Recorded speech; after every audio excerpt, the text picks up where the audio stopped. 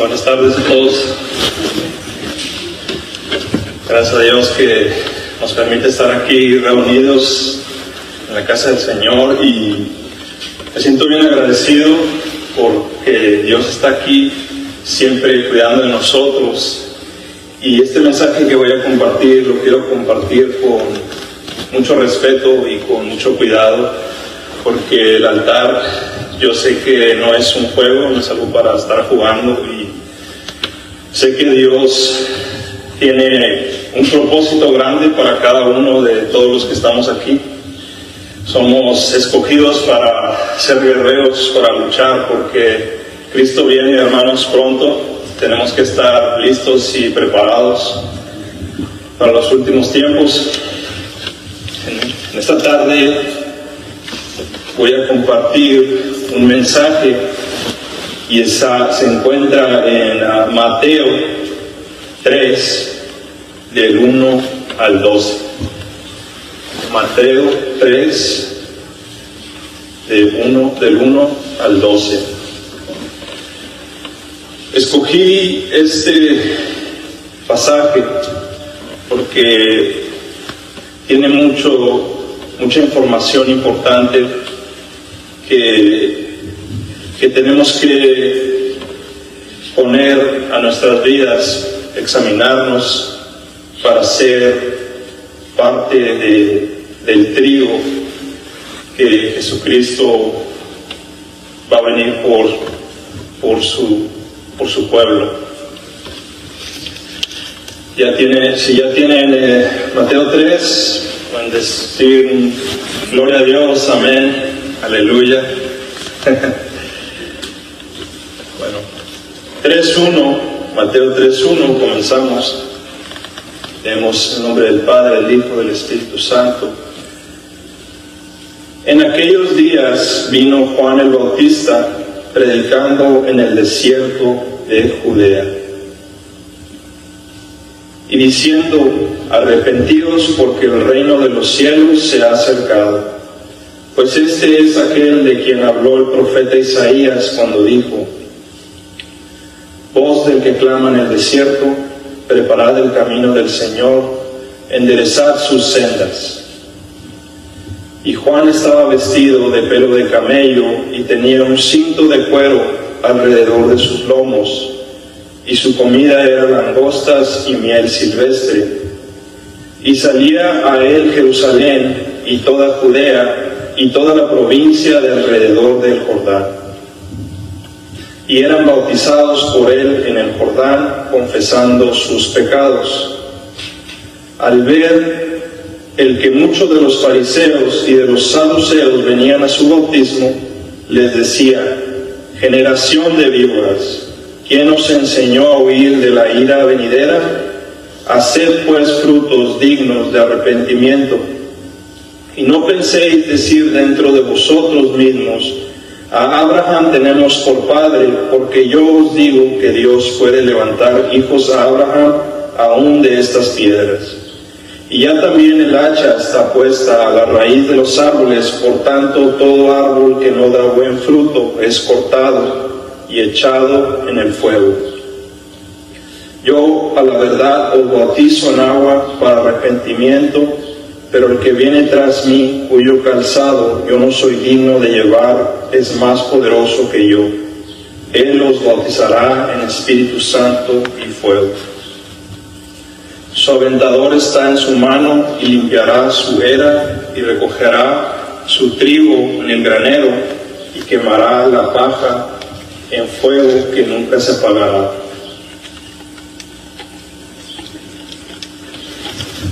Quiero poner mucho enfoque en cada verso, de verso en verso, porque hay mucha información que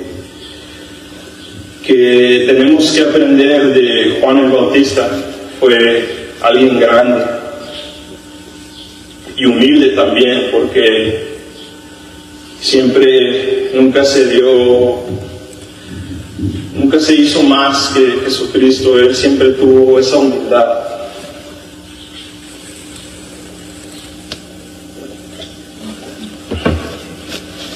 dónde salió Juan el Bautista? Los padres de Juan el Bautista eran justos delante de Dios.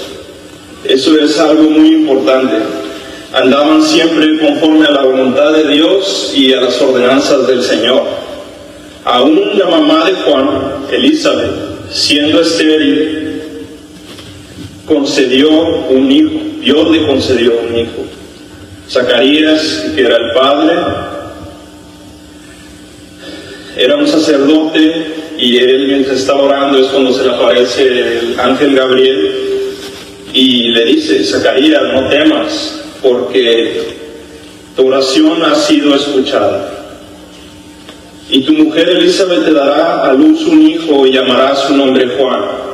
Esto es lo que quiero que veamos, hermanos, que la palabra de Dios nunca se contradice. Los padres de Juan el Bautista eran justos.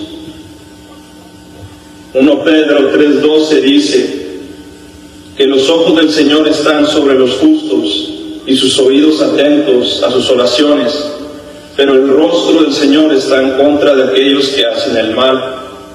Queremos que nuestras oraciones sean escuchadas. Todos queremos que nuestras oraciones sean escuchadas, ¿verdad, hermanos? Y hay veces que oraciones no son escuchadas porque no es la voluntad de Dios que eso va a ser lo mejor para ti. Dios también te va a dar lo mejor para ti. Pero si queremos que nuestras oraciones sean escuchadas, tenemos que ser justos, personas justas. Fíjense la bendición de los padres de Juan. Les dio Juan por ellos ser justos. Dice el Salmo 34:15: los ojos de Jehová están sobre los justos y atentos sus oídos al clamor de ellos. Son dos versos bíblicos que nos confirman que Dios está atento a los que estamos caminando con Él en la verdad. Ahora, hermanos, si ustedes, nosotros, ¿verdad?, nos consideramos justos delante de Dios y nuestras oraciones no han sido resueltas, como acabo de decir ahorita, pero dice en la Biblia, Santiago 4:3, pedís y no recibís porque pedís mal, para gastar en vuestros deleites. Es decir, que nuestras oraciones no son contestadas cuando el motivo es egoísta o para satisfacer placeres personales. Todas nuestras peticiones deben alinearse con la voluntad de Dios y no con nuestros deseos mundanos. Como dice en 1 Juan 5:14, y esta es la confianza que tenemos en Él, que si pedimos alguna cosa conforme a su voluntad, Él nos oye. Tiene que ser que pidamos conforme a su voluntad. Si estamos en peligro y invocamos el nombre de Jehová, Él nos va a ayudar. ¿Qué piensan? ¿Nos va a ayudar? O la voluntad de Dios no es que estemos protegidos. La voluntad de Dios es que estemos protegidos. Como dice Salmo 91:1, el que habita el abrigo del Altísimo morará bajo la sombra del Omnipotente. En el 14:16, en el mismo Salmo, por cuanto en mí ha puesto su amor, yo también lo libraré, le pondré en alto, por cuanto ha conocido mi nombre, me invocará y yo le responderé, con él yo estaré, en angustia lo libraré, le glorificaré, lo saciaré de larga vida y le mostraré mi salvación. Fíjense, hermanos, la bendición de Dios en los justos. Es increíble, a veces no vemos que realmente la justicia nos sostiene y nos da vida, nos da larga vida, como dice aquí. Por hacer el bien, por ser justo, lo saciaré de larga vida. Eso incluye también honrar a los padres, porque dicen su palabra también. Y aquí en Ezequiel 18:5-9, si quieren buscarlo, si no está bien, esto es nomás para agregar de todo lo que viene de los justos. En Ezequiel 18, 5 al 9, habla con detalles qué es lo que es ser un justo. Dice: supongamos que cierto hombre es recto y hace lo que es justo y correcto. No participa en los banquetes que se ofrecen en los montes ante los ídolos de Israel, ni le rinde cultos. No comete adulterio, ni tiene relaciones sexuales con una mujer durante su periodo menstrual. Es un acreedor compasivo. Eso significa que no juzga rápidamente, como si está un hermano y vemos que está en una situación y pues te pasa esto por esto. No, una persona justa no juzga rápidamente. Una persona justa piensa, medita, ve con el tiempo, ¿verdad? Dice: no se queda con objetos entregados en garantía por deudores pobres. No cobran, si prestamos dinero, pues no cobran intereses, ¿verdad? No les roba a los pobres, más bien les da de comer a los hambrientos y les da ropa a los necesitados. Este era un punto que más que nada quería compartir con ustedes, que el dar comida a los hambrientos, el dar ropa a los necesitados es parte también de ser un justo.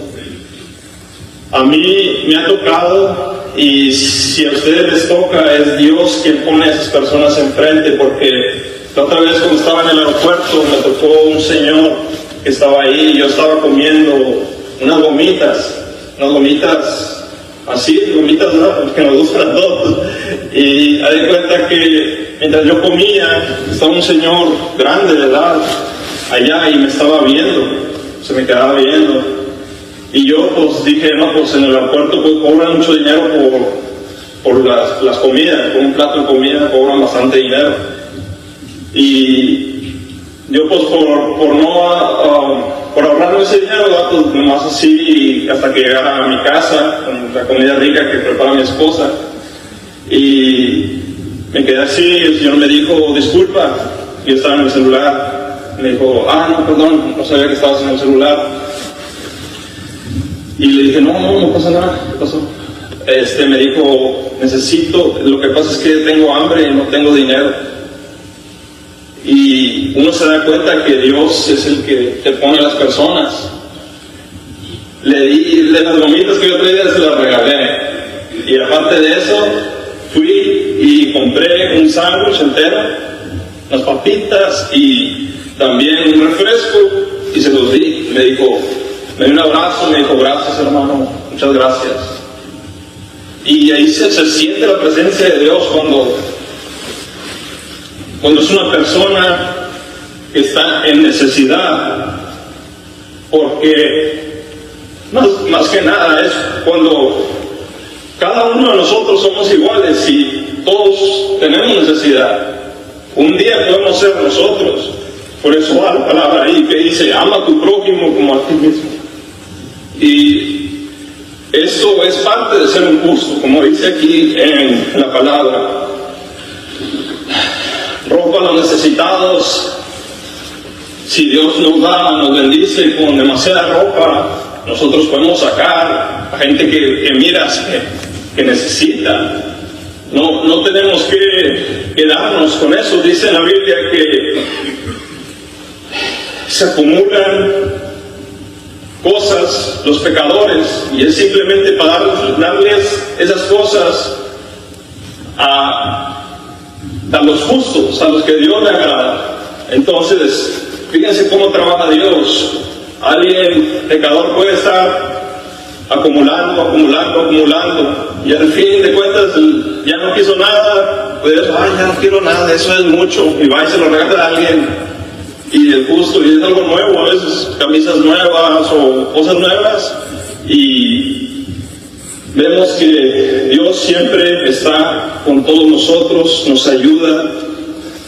Dice el 8: presta dinero sin cobrar intereses, se mantiene lejos de la injusticia, es honesto e imparcial al juzgar a otros, y obedece fielmente mis decretos y ordenanzas. Todo el que hace estas cosas es justo y ciertamente vivirá, dice el Señor soberano. La bendición por ser justos. El ángel le dijo a Zacarías, el padre de Juan, que tendría mucho gozo y alegría y que muchos se alegrarían por su nacimiento porque iba a ser grande delante de Dios. Eso fue lo que le dijo el ángel, por ser justo. También que no beberá vino ni sidra y será lleno del Espíritu Santo aún desde el vientre de su madre. Dios permitió que Juan fuera lleno del Espíritu Santo desde el vientre materno, no porque fuera superior a Jesús, sino porque él iba a preparar el camino para el Mesías. Necesitaba él el Espíritu Santo desde su concepción para cumplir esta misión profética desde su nacimiento.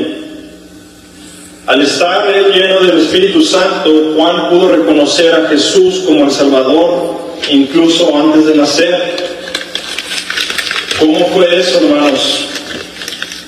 ¿Quién después de Juan recibió el Espíritu Santo?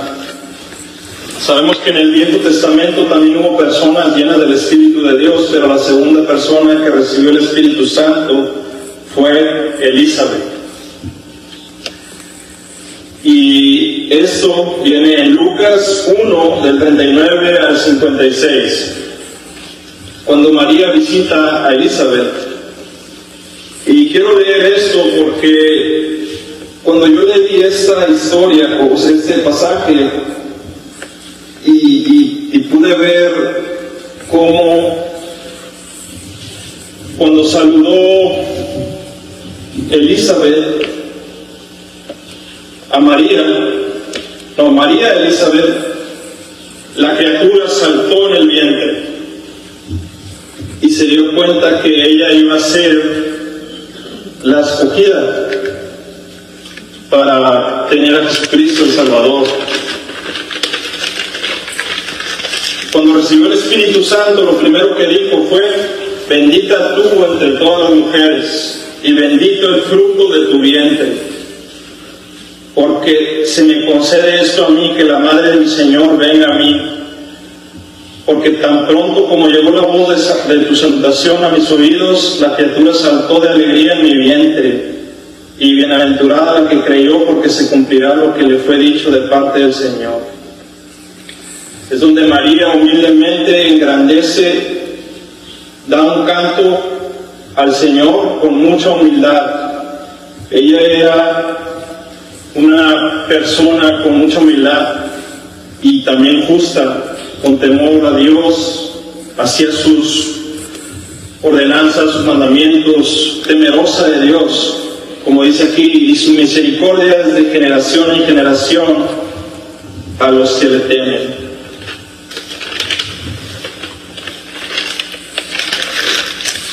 Eso es un poco de lo que les quiero decir del primer verso, ¿verdad? En aquellos días vino Juan el Bautista predicando en el desierto de Judea. ¿Quién era Juan el Bautista? ¿De dónde viene? Era bendición de los padres por ser justos. Y diciendo: arrepentidos, porque el reino de los cielos se ha acercado.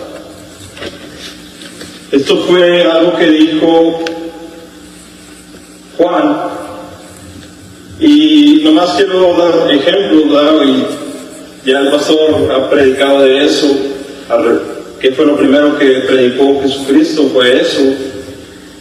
Arrepentidos es hacer un cambio completo de mente, propósito y corazón. Es reconocer el error, sentir el dolor por lo que Cristo hizo por nosotros y abandonar el pecado para volverse a Dios. Es alejarnos del pecado y de toda mentalidad mundana y afirmarnos con nuestro Creador.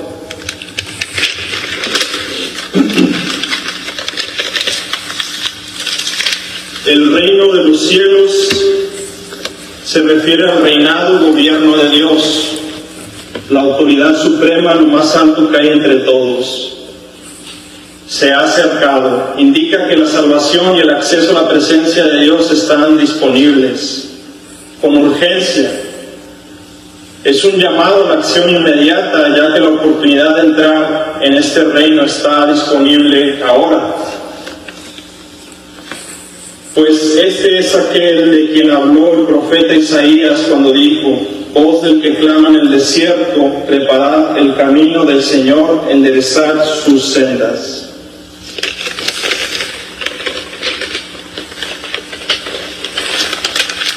El propósito de Juan era preparar espiritualmente a toda la gente para el arrepentimiento, para la llegada de Jesucristo.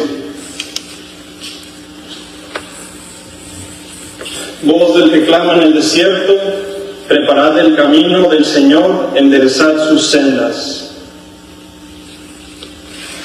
Él siempre estaba en el desierto porque era un lugar de preparación, soledad. Cuando estamos en la soledad es cuando más podemos dejar de escuchar distracciones y escuchar más la voz de Dios. Preparad el camino del Señor. Él estaba preparando los corazones de todos mediante el arrepentimiento y la conversión, quitando todo obstáculo que nos separa de Dios. Enderezar sus sendas, que corrijamos el rumbo de vida, abandonando todas las malas conductas y alineando nuestras acciones con la voluntad de Dios.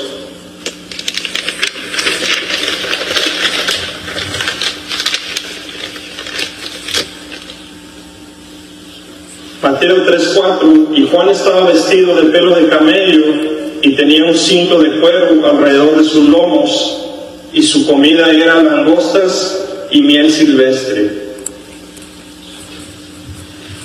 Era alguien humilde, y decía un poquito de lo que comía, ¿verdad? En esos tiempos no podrán comer insectos que tengan alas y vivan en enjambres, pues para Dios eran impuros. En cambio podrán comer toda clase de grillos y saltamontes, pues son considerados puros. Ya ahorita en estos tiempos eso no importa, el beber ni comer no importa, porque eso no va a hacer que nos separe de lo que Cristo tiene para nosotros. No importa nada de eso. No podemos juzgar a nuestro hermano por lo que come, porque todo es bendecido y porque Dios nos lo dio. Y salía a él Jerusalén y toda Judea y toda la provincia de alrededor del Jordán, y eran bautizados por él en el Jordán, confesando sus pecados. Era muy grande la cantidad de gente que iba a escuchar el mensaje de Juan. Y era mensaje de arrepentimiento. Todos lo conocían y lo respetaban. Los fariseos le tenían hasta miedo, porque era mucha gente la que lo conocía como un profeta, y tenían públicamente cuestionarlo, porque se podía levantar contra el pueblo un rechazo masivo. Y aquí está un ejemplo cuando le preguntan a Jesús que de dónde viene su autoridad, que le dicen: el bautismo de Juan, ¿de dónde era? ¿Del cielo o de los hombres? Ellos entonces discutían entre sí diciendo: si decimos del cielo, nos dirá, ¿por qué pues no le creísteis? Y si decimos de los hombres, tememos al pueblo, porque todos tienen a Juan por profeta. Y respondiendo a Jesús dijeron: no sabemos. Y él también les dijo: tampoco yo os digo con qué autoridad hago estas cosas. Juan era muy conocido por todos lados. Era una persona grande delante de Dios. Aquí el 3:7, que le dice, al ver el que muchos de los fariseos y de los saduceos venían a su bautismo, les decía, generación de víboras, ¿quién os enseñó a huir de la ira venidera? ¿Por qué se expresó así Juan? ¿Por qué se expresaba así, generación de víboras? Son palabras muy feas, eso. Como dice, generación de víboras, la víbora es comparada pues con el engaño, con Satanás. Y eso les decía. Pero ¿por qué les decía eso, generación de víboras? ¿Por qué se los decía así? En la Biblia está con exclamación, generación de víboras, como generación de víboras. Y me imagino, eso es muy difícil, decirle eso a una persona. ¿Cómo le vas a decir eso a una persona? Y esto es muy importante en la prédica, porque de la enseñanza que voy a dar, ya viene empezando como el corazón de la enseñanza que voy a dar. Y quiero que prestemos todos atención, porque la misma prédica yo también me la predico a mí mismo. Siempre no es nomás para predicar a las personas, siempre todo los mensajes que doy, yo también para mí es. De hecho es más para el predicador, que tiene que poner más atención, ¿verdad? Es uno. Pero lo quiero enseñar porque esto nos va a acercar más a Dios, más a Jesucristo. Jesucristo ha sido tan bueno con todos nosotros, porque cuando estuvimos en ignorancia, que éramos como niños, ¿verdad? Que no sabíamos la verdad, Jesús siempre está mandando señales por todos lados, en letreros o por personas, va y te habla, mira, Jesús está, que te quiere salvar, mira, ven a la verdad, ven a la iglesia. Y nosotros no queremos entender cuando estamos en el mal, estamos perdidos, estamos en nuestra cosa, pero Jesucristo no te deja que te pierdas. Él es tan bueno que viene y te salva y te da la opción de escoger si te quieres ir por tu camino o te quieres quedar en el camino de Él. Él no te va a dejar que te vayas a la muerte. Eso es por seguro, porque yo tenía sueños grandes en la música, en cosas malas, y Jesucristo tenía otro camino para mí. Como dice la palabra de Dios, el espíritu y la carne se oponen a sí mismos. El espíritu quiere hacer otras cosas. Como dice, hago lo que no quiero hacer. Hago lo que no quiero hacer. Hago lo que no quiero hacer. Eso es lo que hacemos cuando estamos siguiendo a Cristo. Hago lo que no quiero hacer. Lo que quiero hacer no lo hago, porque sabemos que la ley es buena. Si sabemos que Jesucristo es real, vamos a hacer lo que no queremos hacer, porque no es la carne a la que tenemos que obedecer el Espíritu Santo. No podemos blasfemar contra el Espíritu Santo. El Espíritu Santo es el que nos guía, y el único pecado que no se perdona es la blasfemia contra el Espíritu Santo. Entonces, continuamos aquí en 3:7, cuando le dice generación de víboras. Juan lo está usando en la expresión para denunciar la hipocresía y la maldad y el corazón endurecido de esos líderes religiosos, de esos fariseos y saduceos, que nomás iban a bautizarse para el arrepentimiento, pero nomás por apariencia y miedo, no lo hacían de corazón. Por eso les decía, generación de víboras, porque él estaba viendo en su cara que no había cambio, que no había transformación. Llamarlos así equivalía a decirles como que eran hijos del diablo, reflejando su naturaleza malvada, porque generación de víboras, la víbora es comparada con la serpiente, está asociada con Satanás.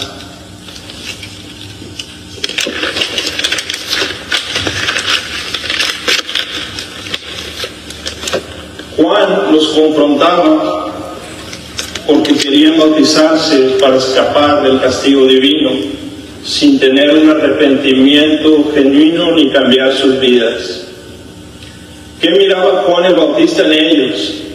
El mismo Espíritu Santo le confirmaba la maldad de esa gente, el discernimiento que él tenía con los fariseos y saduceos para llamarlos generación de víboras.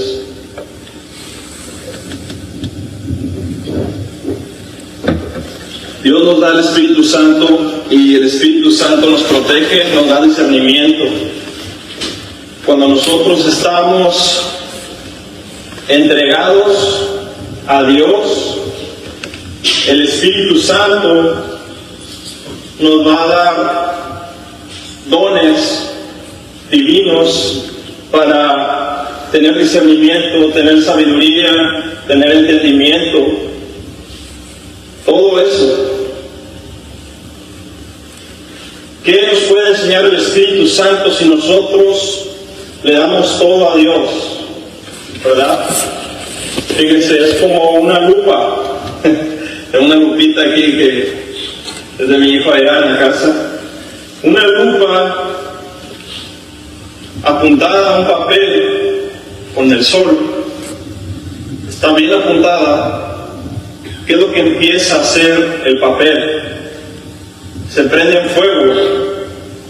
Así es el que se entrega a Dios. El Espíritu Santo se enfoca tanto en ti que el fuego divino empieza a arder en cada uno de nosotros.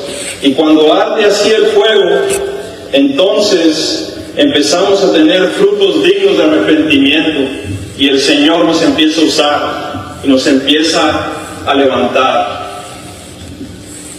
Como dice el verso 3:8, haced pues frutos dignos de arrepentimiento. ¿Cuál es el cambio que tiene que haber? ¿Qué es lo que tenemos que examinar en nuestro diario vivir, hermanos? Y esto es algo de lo que sigo, que me llamó mucho la atención y lo quiero compartir con todos ustedes. Apenas estoy soltando. Lo quiero compartir con todos ustedes porque empecé a leer, estudiar, y luego miré mucho una palabra que se repetía y llamó mucho mi atención, y fue una revelación dada por Dios, por las Escrituras. Dice en 1 Juan 3:6, todo aquel que permanece en Cristo Jesús no peca. Todo aquel que peca no le ha visto ni le ha conocido. Ahora, quiero explicar bien esto porque no quiero que haya malentendidos, porque todos somos pecadores, ¿verdad? ¿Cómo es que todo aquel que peca no le ha visto? Entonces nadie lo ha visto ni nadie lo conoce porque todos somos pecadores. ¿O cómo está eso, verdad? Bueno, en la Biblia también menciona Juan 1:8. Si decimos que no tenemos pecado, nos engañamos a nosotros mismos y la verdad no está en nosotros. 1 Juan 1:10. Si decimos que no hemos pecado, le hacemos a él mentirosos y su palabra no está en nosotros. Por eso es importante orar y leer toda la Sagrada Escritura para no ser confundidos y engañados por el mal y entender bien la gracia de Dios y cómo funciona todo en Dios, porque a veces leemos y malinterpretamos. Como dice ahí, ¿verdad? Dice, todo aquel que peca no lo ha conocido ni lo ha visto, y luego dice, si decimos que no tenemos pecado, si decimos que no hemos pecado, le hacemos mentiroso. Tenemos que aceptar que somos pecadores. Ahora, esta es la diferencia. Hay pecados también que no nos llevan a la muerte. ¿Cuáles son? En 1 Juan 5, 16 al 21. Si alguno viera a su hermano cometer pecado que no sea de muerte, pedirá y Dios le dará vida. Esto es para los que cometen pecado que no sea de muerte. Hay pecado de muerte por el cual yo no digo que se pida. Toda injusticia es pecado, pero hay pecado no de muerte. Yo sé que se escucha un poco confuso, pero por eso me voy a explicar de la mejor manera para que todos salgamos aquí bendecidos y estar más fuertes en la fe y estar más llenos siempre del Espíritu Santo. Los pecados que no son de muerte, nosotros estamos entregados a Cristo, pero somos pecadores. Somos pecadores y tenemos que aceptar que somos pecadores, pero no estamos en nuestro corazón deseando pecar. Nuestra intención no es pecar. Entonces, si vamos caminando en el camino de Cristo y de repente sale algo, te hace enojar y ya pecaste, ¿ese pecado nos lleva a la muerte? No nos lleva a la muerte. ¿Por qué? Porque nuestra intención no es pecar, y también al momento que pecas tú ya estás arrepentido porque no quieres pecar, pero tenemos una carne que si no ayunamos, que si no estudiamos, que si no oramos, que si nos vamos por las distracciones y dejamos que lo demás del mundo nos llene, entonces va a venir el pecado y va a venir la debilidad. Por eso dice ahí que hay pecados que no llevan a la muerte. Por eso dice, todo aquel que peca no le ha conocido ni le ha visto. Pero está hablando de la gente que peca con intención de pecar. No con no intención de pecar. Dios es el que conoce nuestras intenciones y no queremos fallarle, pero a veces la debilidad nos llega. Porque somos humanos, pero no por caer en un momento de debilidad quiere decir que nos vamos a quedar en el suelo. Proverbios 24:16, porque 7 veces cae el justo y vuelve a levantarse, mas los impios caerán en el mal. Los impios caen en el mal porque les gusta estar en el mal. El justo puede caer porque es débil, pero Dios lo levanta porque Él no quiere estar en la maldad. A Él le gusta lo puro, le gusta lo santo, le gusta lo que es bueno. Y yo puedo compararme con eso porque desde que yo vine a Cristo y conocí el amor y conocí todos los frutos que son de Cristo, es algo increíble ese sentir. No te puedes desviar de eso, y si te desvías tienes un vacío, y Dios te hace ver que Él es la verdad, Él es la vida. Entonces, si cualquiera de nosotros ha caído, hay que levantarnos, porque la blasfemia contra el Espíritu Santo no se perdonará nunca, y eso te condena a la muerte. Pero los pecados que no llevan a la muerte, y la gracia y la misericordia está con nosotros, porque somos seguidores de Cristo que tememos de verdad su nombre. ¿Quién aquí teme su nombre? ¿Quién aquí es temeroso de Dios? Todos somos temerosos de Dios.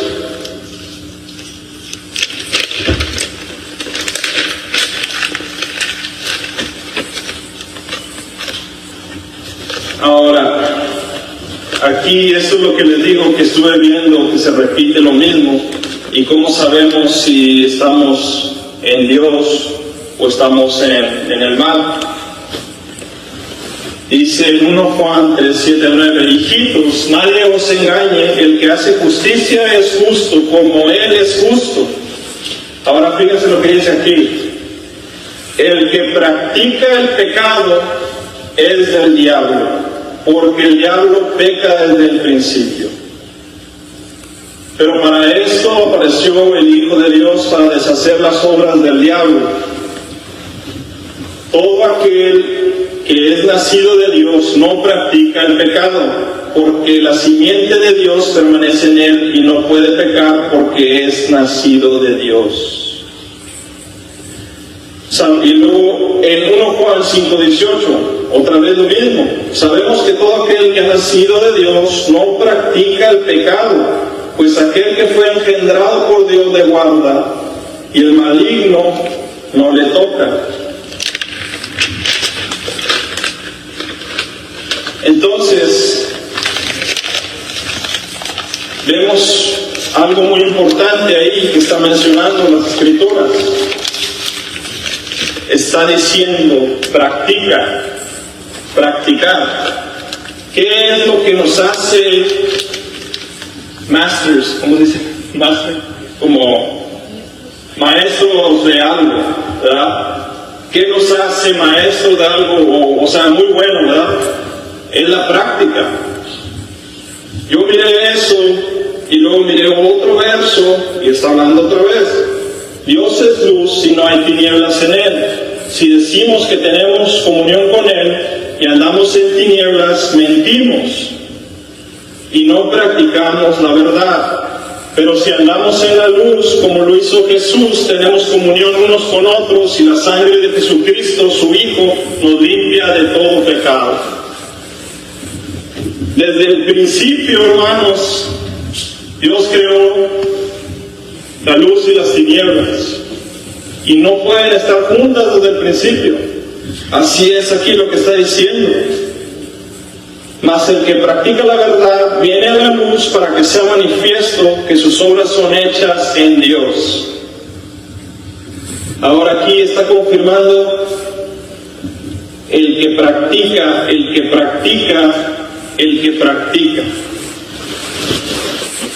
Yo cuando empecé con el pastor que estaba en la iglesia, empecé y con la guitarra alabando, y no, pues me equivocaba en medio de la alabanza. Me iba a la casa otra vez, en la casa otra vez, me ponía, que era el punto que decía, hermano, ya le sale todo muy bien, ¿qué es lo que está pasando? La práctica es la que nos hace mejor en todo aspecto. En deportes, lo que sea, la práctica es necesaria. Entonces, el punto aquí, ¿verdad?, es, si nosotros no estamos practicando el pecado, si no lo estamos haciendo voluntariamente, entonces nosotros estamos caminando en la luz. Porque si estamos practicando, si estamos pecando, sabiendo que es un pecado que vas a cometer y no te importa, lo quieres cometer, ahí es donde está el problema. Hermanos, no es fácil el caminar con Cristo. No mucha gente quiere estar en el camino angosto. Mucha gente prefiere estar en el camino ancho porque no quiere pasar por esas dificultades. Pero cuando ustedes viven el amor de Dios y todo lo que Dios te da, y que por su Espíritu estamos todos en el mundo vivos, si no fuera porque Dios está con nosotros, todos fueran consumidos por muerte. Jesucristo fue el que vino y rompió con eso. Un hombre vino para que entrara el pecado, fue Adán, pero Jesucristo vino. No hay excusa. No hay excusa. Jesucristo vino a romper, porque mucha gente dice, pues, si del principio pecaron, ¿por qué no voy a pecar yo? Jesucristo fue un sacrificio, dio su vida por nosotros, y de ahí viene la gracia. Entonces no hay excusa para estar abusando de la gracia. Ahora aquí dice, siguiente verso, un corazón contrito y humillado, y tener una transformación sincera en querer servir a Dios, ¿verdad? Es en hacer frutos dignos de arrepentimiento, hacer un cambio de estar siempre luchando por vivir al agrado de Dios, que nuestro mayor deseo e intención sea vivir para Cristo. Una simple oración de arrepentimiento sincero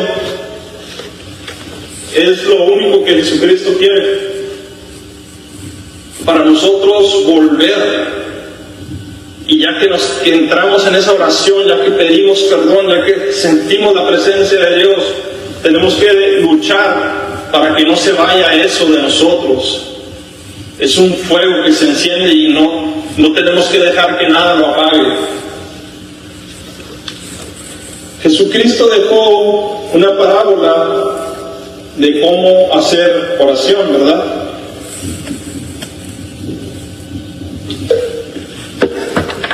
Viene en Lucas 18, del 9 al 14. Dice así: parábola del fariseo y el publicano. A unos que confiaban en sí mismos como justos y menospreciaban a los otros, dijo también esta parábola.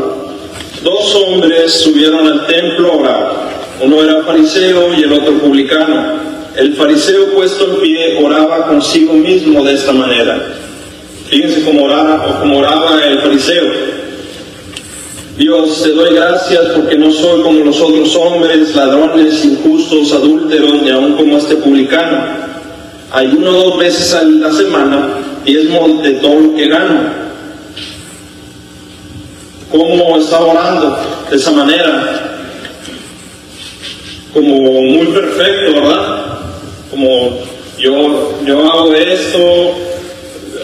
Él sentía grande delante por todo lo que hacía, y eso a Dios no le agrada. Dios quiere que nos humillemos a Él. Y dice, ¿cómo oró el otro hombre, el publicano? Pero el publicano, estando lejos, no quería ni aún alzar los ojos al cielo, sino que se golpeaba el pecho, diciendo, Dios mío, ten misericordia de mí, porque soy un pecador. Os digo que éste descendió a su casa justificado antes que el otro. Porque cualquiera que se enaltece será humillado, y el que se humilla será enaltecido. Cuando nosotros entramos en oración y nos arrepentimos de todo corazón, Dios mira eso, hermanos. Dios mira cuando nosotros nos arrepentimos de todo corazón, de toda nuestra maldad. Y fiel es su promesa que Él nos levanta. Santiago 4:6, Dios se opone a los orgullosos, pero da gracia a los humildes. La humildad siempre es muy importante. Ahora aquí hay unos frutos de arrepentimiento, como dice, y esto es en todas las cosas que dejó Jesús, ¿verdad? Las bienaventuranzas, como dice, Dios bendice a los que son pobres en espíritu y se dan cuenta de la necesidad que tienen de Él, porque el reino del cielo les pertenece. ¿Quién aquí se da cuenta que tenemos necesidad de Dios, que sin Él no podemos vivir? Es hermoso ser humilde y tener eso, y no tener que llegar a un punto donde Dios te quebrante para que te des cuenta que Dios es Dios. ¿Por qué digo eso? Porque a veces, como humano en la carne, somos orgullosos y no nos queremos quebrantar ante Dios. ¿Qué pasa si no nos quebrantamos? Estamos sosteniendo esa carga. No, pues yo soy así y así. Voy a seguir haciendo lo que yo quiero porque nadie me va a parar. Porque tengo fuerza, porque estoy fuerte, porque estoy joven. O nunca sabes, porque tengo 50 y todavía estoy bien fuerte, más fuerte todavía. Dios quiere que nosotros tengamos ese corazón arrepentido de verdad, ese corazón humilde. Dios bendice a los que lloran porque serán consolados. Cuando vienes en camino de Dios también, llorar nunca es malo. Llorar libera todas las cargas. A veces pasamos por situaciones muy malas, pérdidas de seres queridos. Dios puso eso en nosotros, el llorar, para que lloremos y podamos liberar.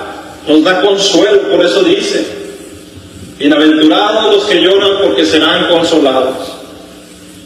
El llorar es algo natural que Dios ha puesto en nosotros para consolarnos, para que nos sientamos que Él está ahí, porque cuando lloras estás orando al Padre, estás llorando y sabes que su presencia está en ti. Dios bendice a los que tienen hambre y sed de justicia, porque serán saciados. Dios bendice a los que son humildes, porque heredarán toda la tierra. Dios bendice a los compasivos, porque serán tratados con compasión. Muy importante es tener compasión por otros. No somos perfectos, y así como les dije de hace rato, si hay alguien que ocupa ayuda, pensar así: amar a tu prójimo como a ti mismo. Un día podemos estar nosotros en necesidad, pensar así, como si fueras tú. Eso es un amor, ¿verdad? Dios bendice a los que tienen corazón puro, porque ellos verán a Dios. Dios bendice a los que procuran la paz, porque serán llamados hijos de Dios. Todas estas cosas son las bienaventuranzas que dejó Jesucristo. Son frutos de arrepentimiento del Espíritu, de que hay fruto bueno. Esto es lo que Dios quiere para nosotros.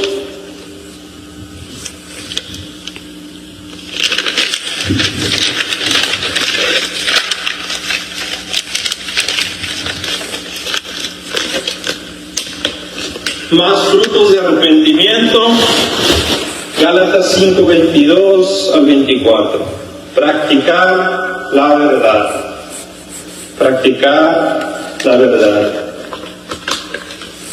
Como dice el pastor, la verdad, hermanos, la verdad. Siempre así. Y así es la verdad. Tenemos que practicar la verdad. Mas el fruto del Espíritu es amor, gozo es estado profundo de felicidad, paz, armonía, apartarnos del mal, hacer el bien, buscar la paz y esforzarnos por mantenerla. Es difícil esforzarnos por mantener la paz. Hay veces que se dificulta por varias ocasiones, problemas en la vida, en el trabajo. A veces en el trabajo no estamos en la misma cosa, cada quien tiene diferentes cosas y chocan. Pero nosotros, como hijos de Dios, tenemos que estar procurando siempre por tener paz con todos. Paciencia, no enojarnos rápido. A veces nos enojamos muy rápido y no tenemos paciencia.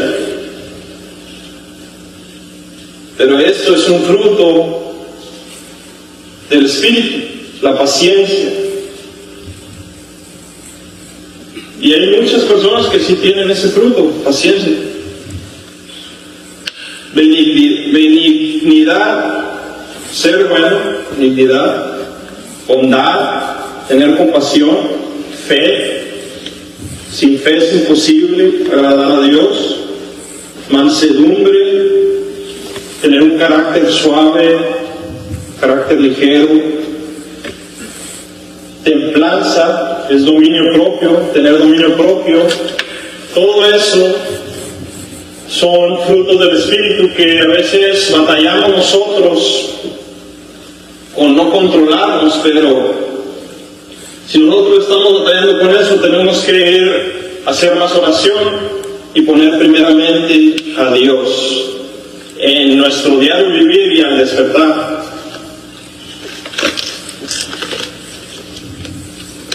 Dice en el 9,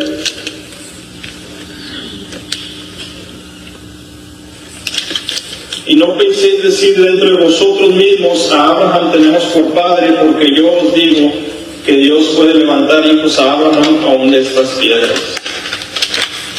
Es decir, no porque tengamos herencia en familia que son de Dios, quiere decir que no tenemos que hacer nada. Tenemos que hacer frutos dignos de arrepentimiento.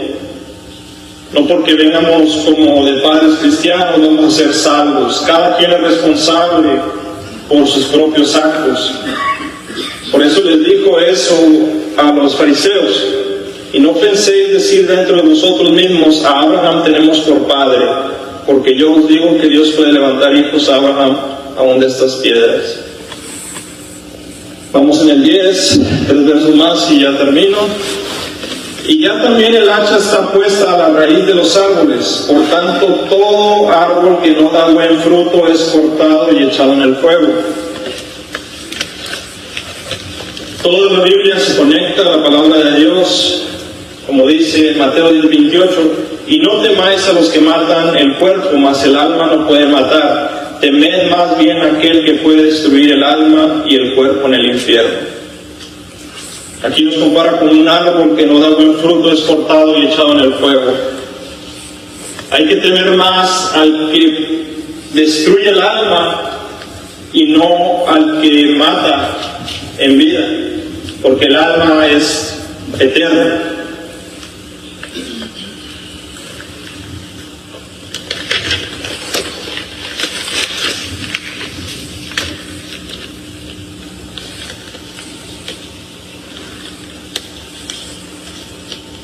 Dice el 11, yo a la verdad os bautizo en agua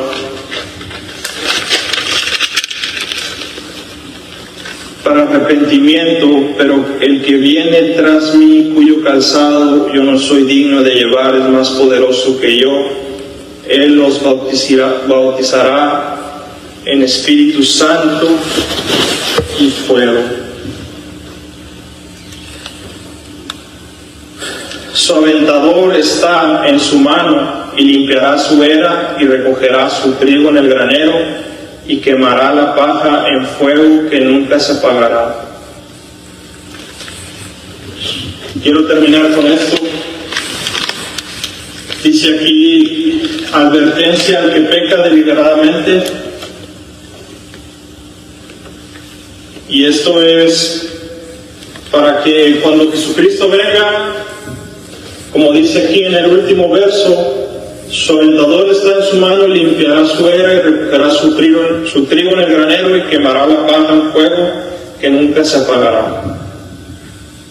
Queremos ser el trigo, ¿verdad? Y aquí dice, porque si pecáramos voluntariamente después de haber recibido el conocimiento de la verdad, ya no queda más sacrificio por los pecados, sino una horrenda expectación de juicio y de hervor de fuego que ha de devorar a los adversarios. Si en los tiempos de antes, en la ley de Moisés, por 2 o 3 testigos tenían que morir, ahora imagínense cuánto mayor castigo es para el que pisoteare al Hijo de Dios y tuviere por inmunda la sangre del pacto en la cual fue santificado.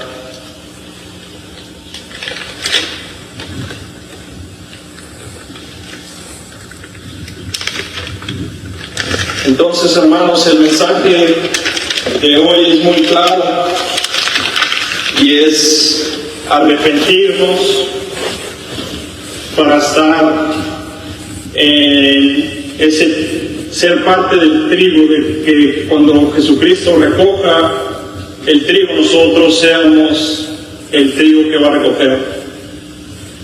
Arrepentirnos porque el reino de los cielos se ha acercado y examinar nuestras vidas ahora que sabemos, o a lo mejor ya sabiendo, que si practicamos el pecado estamos ya en ser un hijo del diablo. Si practicamos el pecado, no si hacemos pecado así voluntariamente, sin intención de pecar. Somos pecadores, tenemos debilidades, pero hay que practicar la verdad. Ese es el tema, ¿verdad?, que quería proyectar en esta noche, y espero y todos aquí estén fuertes, sujetos a Cristo Jesús, y no dejen que el enemigo los aplaste o los haga sentir con culpabilidad, porque mientras tengamos vida tenemos esperanza, porque Cristo está con nosotros, hermanos. Gracias a Dios por esta palabra. Gracias, pastor, por este momento que me dieron para compartir. Dios los bendiga, los cuide y los perdone de todos sus pecados y los llene de su misericordia, gracia y vida eterna. Porque dice que desde ahorita estamos viviendo la vida eterna, conociendo a Jesucristo y estando en su verdad, ya estás viviendo la vida eterna. Gracias.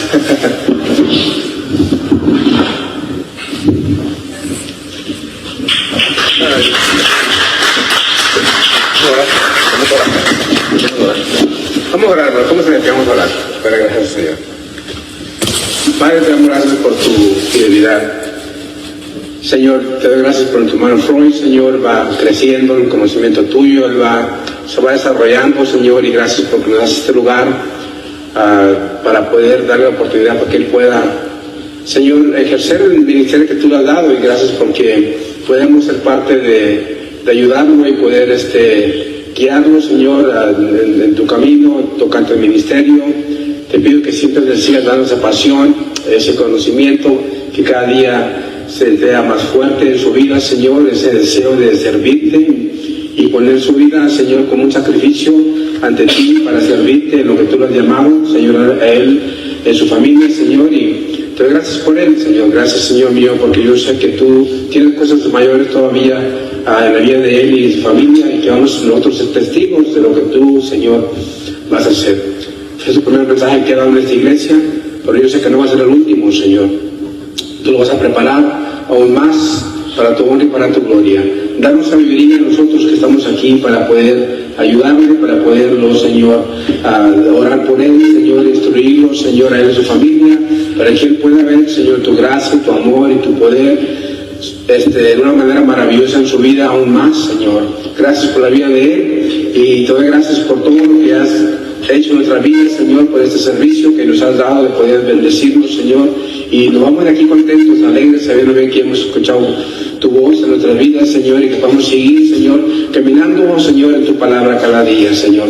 También te damos gracias por la comida que se preparó. Bendice el hermano que lo prepararon, Señor, y que sea usted santificando la comida y podamos disfrutarla. En el nombre de Jesús te damos gracias, nos despedimos de este lugar, mas nunca de tu presencia, en el nombre de Jesús. Amén. Por la Señora.